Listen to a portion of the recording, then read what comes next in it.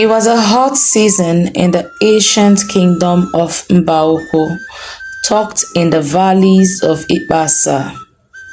The sun was scorching and high, and the soil was dry and cracked from thirst. It was the third year since they last saw rain. All the trees, shrubs, and plants were either withered or had no leaves as they had all dried and fallen off. There was a severe drought in the land. People barely had food to eat and had to walk to the neighboring villages for food and water. Echezona was a farmer who had not had anything to do in the past 3 years. Feeding his family had become difficult, and he would usually go to Isimbe, a nearby village, to do farm work in exchange for food. But he never really got much work to do because of the number of hours that he would spend walking to Isimbe and back to Mbauku. His wife, Mma, did her best to support her husband in providing for their young family. She would carry some of the vegetables that he brought back from Isimbe to the market to sell. But times were generally hard in Mbauku. Their two sons, Azuka and Arinze, were already beginning to look malnourished. Mma, Echezona called his wife's attention one evening as they sat outside their hut. "We need to move to Isimbe." He went on to explain how relocating to the neighboring village would be more beneficial for their young family. He concluded by saying, "Besides, we can always move back to Mboko whenever we want to." So Echezona and his family moved to Isimbe and settled there. Years passed and they had become accustomed to the cultures and the people of Isimbe. Some friendly neighbors gave them farmland to cultivate and houses to live in. Azuka and Arinze grew up, became men and married women from Isimbe. Azuka's wife was named Ugodia, while Arinze's wife was Osodieme. A few years later, Echezona was bitten by a deadly snake while he was at the farm. The venom had eaten deep into his body before anyone found him. He died. Mma was devastated. It was bad enough that her husband died. He also died in a strange land. Echezona would have to be buried in a strange land. She cried her eyes out. She was so grief-stricken that she looked sick. All through the mourning period, Mma refused to be consoled. She would cry herself to sleep and wake up again crying. By the end of 1 year, the official period of mourning had ended. Mma looked 20 years older than she is. She started to pick up her life piece by piece.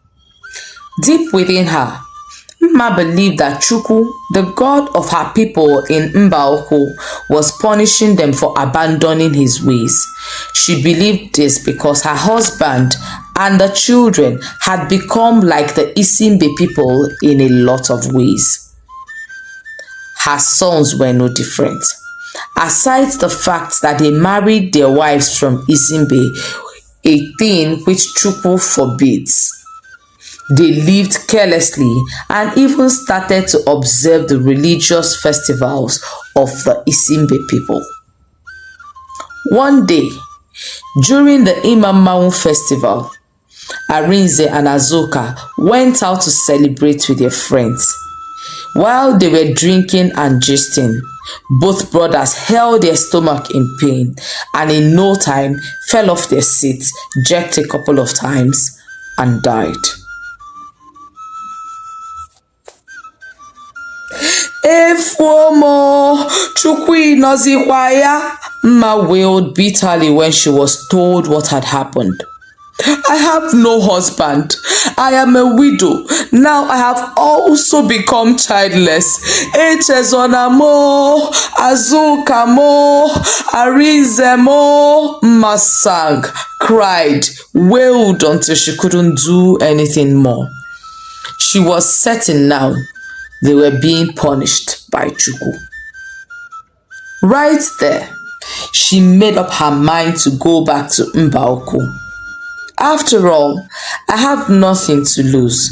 I will just ask Ugodiya and Osodieme to go back to their parents since they have no children yet, so that they can remarry. 1 month later, when she was strong enough, she called her daughters-in-law into her room.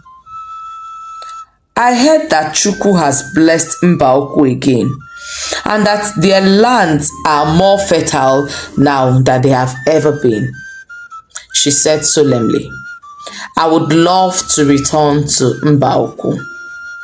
And I would love for both of you to return to your parents and start your life over. Ugodiya and Osodieme refused. We would go with you, mother, so that we can take care of you. So they all packed their belongings and set out for Mbaoko. All the while they walked, Mma thought about different things. Where will I live? How will I feed 2 additional ladies? And how will I sustain myself? She turned to them and said, go back to your mothers. May Chukwu reward you for your kindness towards me and your husband, and may he bless you with the security of another marriage. She hugged them and they all broke down in tears. No, mother, we want to go with you to Mbaoko, they said. Please go. Your lives will be much better with your parents. It appears Chukwu himself is up against me. You are young and can still find young men who will love you and take care of you. Please go home. Ugodiya saw reason with her mother-in-law. She hugged her mother-in-law and turned back amidst tears. Osodieme held on to Mma crying. Mma told her, your sister-in-law has gone back. You should do the same too. Please don't ask me to leave you. I will go wherever you go. Only death will separate us, replied Osodieme. Mma saw there was no point trying to convince her, as her mind was made up to go back to Mbaoko with her. So they continued on their journey. When they got to Mbaoko, people who recognized Mma were excited to see her. Is it really Mma? They asked. Nne, how has your life been? Ndi begi kwano, how is your family? Mma narrated how she went away full but returned empty. Her husband and sons were dead. There was no beauty left in her. Mma and Osodieme found their way to Echezona's hut among his kindred, cleaned it up, and moved into it. It was the end of a planting season. They had not planted anything, so had a hard time finding something to eat.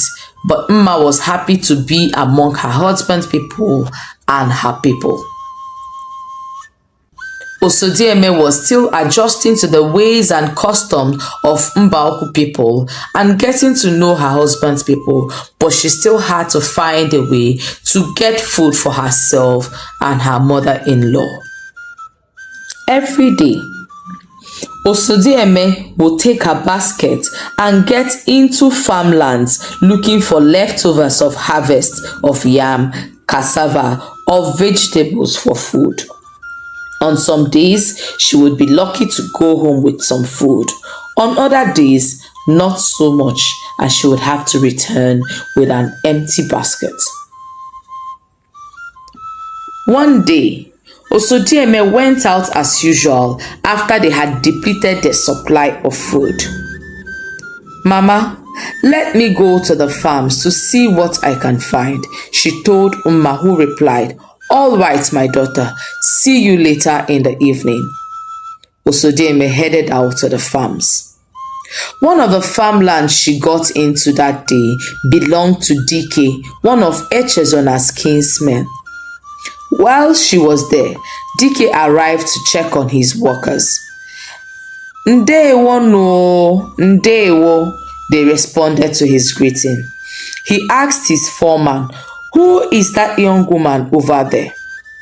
"Oh, she is the young woman who came back with Mma from Isimbe.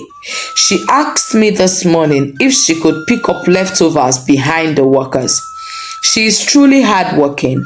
She has been working since morning, save for a few minutes of rest." Dike walked over to Osodieme. He was a wealthy, handsome man, but had never been married. The village gossip says that a maiden broke his heart years ago and he swore off love and marriage. "Nne," he told Osodieme, "you can gather as much as you want. I have asked my workers not to trouble you." Osodieme was in awe. She went on her knees in gratitude. She could not believe her luck. She was overjoyed. She and Mma would have enough food to last them for a while. "What have I done to deserve such kindness?" she asked Dike. "I am only a foreigner from Isimbe." "Yes, I know," Dike replied, "but I also know about your kindness to Mma, your mother-in-law, since the death of your husband, and how you came with her to live among strangers. May Chukwu, under whose wings you have come to take refuge, reward you fully." His kind words gave Osodieme some comfort, and she hoped she would not offend him in some way. Harvest work continued in the farm, with Osodieme working as hard and as fast as she could. Gathering a good quantity of food will give her some respite from the hard work she does under the sun. When it was mealtime, Dike invited her to join them to eat. It was a meal of roasted yam dipped in palm oil. While she ate, Dike stole glances at her. "She's so beautiful and very hardworking," he thought to himself. He caught himself staring and stood up to take a walk in the farm. He wondered why Osodieme said things he had not felt in a long time, and it was just his first time meeting her. Maybe, just maybe, she would break the jinx of bachelorhood in his life. When Osodieme finished eating, she gathered some of the leftover yam and oil for her mother-in-law. By the end of the day, Osodieme had filled an entire basket with food. She carried it back home and showed her mother-in-law. She also gave her the leftover meal she brought home. "Where did you get all this food from? Where did you work today? May Chukwu bless the one who helped you out." Osodieme told her mother-in-law about the man in whose field she had worked. "His name is Dike," she told her. "Oh, may Chukwu bless him. He's showing kindness to us as well as to your late husband.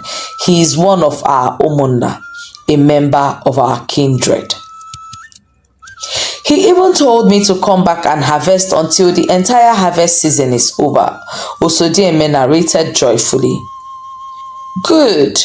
That is so kind of him. Whenever you go, please ensure you stay among the maidens. He has saved you from the harassment you could have faced on other farms." So all through the harvest season, Osodieme worked on Dike's farm, gathering food for herself and Mma, her mother-in-law. One day, Mma said to Osodieme, "My daughter, it is time I found you a permanent home so that you will be cared for and protected.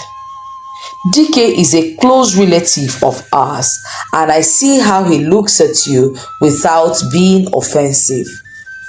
Let me make your hair for you. Then you take a bath, dress well, and go to his barn. I hear that he is tying his yams today on the barn. When you get there, go and greet. offered to help out as a way to thank him for his kindness to us. Be sure that he sees how much of a virtuous woman you are while he works, and offer to serve him food at the end of the day's work. I will do everything you said, Mother, Osodieme replied. The next day, she got ready to go to Dike's farm. She looked radiant in her new hair and outfit. It had been a long time since she paid any attention to her looks. When she got to the barn, she quickly found Dike, greeted him and said, I heard you are tying the yams on the barn today, and I came to help out as my way of saying thank you for giving us food to take us to the next harvest season. Dike was so smitten by her beauty, he had no words. He just nodded his approval, and Osodieme went to join the maidens at work. All day, Dike stole glances and watched how cheerful she was as she fetched water with the maidens and served the people working in the barn. Such virtue, he muttered under his breath. At the end of the day's work, the maidens cooked delicious yam porridge for everyone present. Osodieme served Dike his food before she went home to Mma. Dike tossed restlessly all night. He could not get sleep, and he could not get Osodieme off his mind. He stood up and sat outside his hut thinking about her. Early the next morning, he had made up his mind to marry her. So he sent a message to his kinsmen to meet him in his home in the evening. When evening came, his kinsmen arrived, all wondering why he called the meeting. After they exchanged initial pleasantries, Dike spoke up. We all know that our brother Echezona's wife, Mma, returned to Mbaoko a while ago with her daughter-in-law. I have watched them struggle to get by, and have also been fascinated by the virtues her daughter-in-law Osodieme possesses. I want to marry her. I called to tell you as my people, so that I can take care of her and Mma. His Umunna agreed that what he wanted to do was noble, and they gave their support. In fact, they were cheerful that he has finally decided to marry a wife.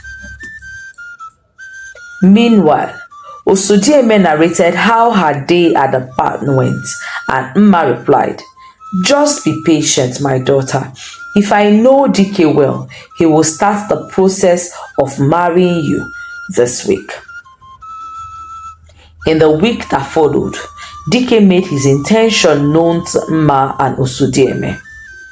When Osodieme agreed, the traditional marriage rites were concluded and she became Dike's bride. Theirs was an enviable union, as both Dike and Osodieme were easygoing people.